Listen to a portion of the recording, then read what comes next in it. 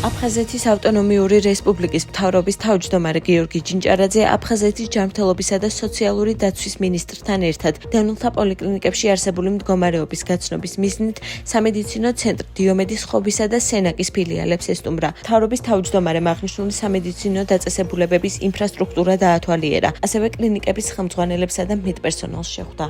ჩვენი ვიზიტი ემსახურება იმ პრობლემების და გამოწვევების დადგენას, რაც სამომავლოდ უნდა შევისწავლოთ და მოვახდინოთ რეაგირება. მე მინდა აქვე მადლობა უთხრა ყველა მედიკოსს, ვინც წლების მანძილზე ემსახურებიან დევნილებს, უწევენ მათ სამედიცინო მომსახურებას.